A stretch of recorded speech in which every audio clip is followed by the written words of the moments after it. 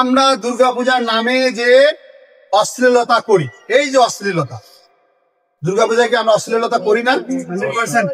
করি করি। আমরা মা ঈশ্বরকে মা রূপে কল্পনা করে তার পূজা আমরা করছি। সেই মায়ের সামনে যখন আমরা উদাম নৃত্য দেই, হ্যাঁ, কষ্ট লাগে। কোন সন্তান ওইভাবে যদি নাচবে না, তো মায়ের সামনে তো আরো সুন্দরভাবে, অনেক সুন্দর। আমাদের তো এত কলা আছে, এই কলাগুলো আমাদের সংস্কৃতি এত সমৃদ্ধ, আমরা তো সেগুলো দিয়ে আমার মায়ের সামনে, আমার মায়ের সামনে যদি আমি এত উঁচা, মানে এত বলার মতো না। এবং সবচেয়ে বড় ব্যাপার, যে বিজয়া দশমীর দিনে যেখানে বিদায় দেওয়া হয়, যেখানে আমরা আমাদের কল্পিত ঈশ্বরকে মা রূপে যাকে কল্পনা করছে, যাকে বিদায় দেয় পৃথিবী থেকে, তার বিদায়ের দিনে আমরা হেন কোনো কাজ নাই করি, তাই না? খালি নাচি না, অন দ্য রেকর্ড আমরা মদ খেয়েও মাতলামি।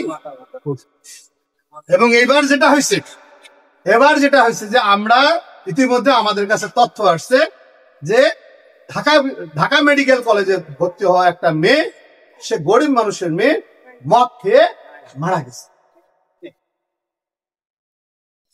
আমার স্কুলের একজন নাইট গার্ড, তারও একই ঘটনা, সে সেই দিন মারা যায়নি, কয়েকদিন পরে মারা গেছে, সেও ওই মদ খেয়েছে। তাহলে আমরা কোথায় যাচ্ছি? কেন আমরা অন্য ধর্মের মানুষগুলো আমাদের সমালোচনা করবে না?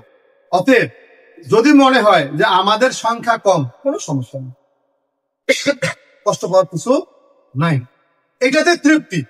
যদি মনে করা হয় যে না, যার সংখ্যা বেশি ওরা বেশি ভালো, ওদের সিস্টেম ভালো, তাহলে তো আমাদেরকে সবাইকে ইসলাম ধর্মে জানা হবে। কথা ঠিক না? কেন তাহলে আমরা বলছি ঈশ্বর মানুষ সৃষ্টি করছে? ঈশ্বর কি সৃষ্টি করছে? মানুষ সৃষ্টি।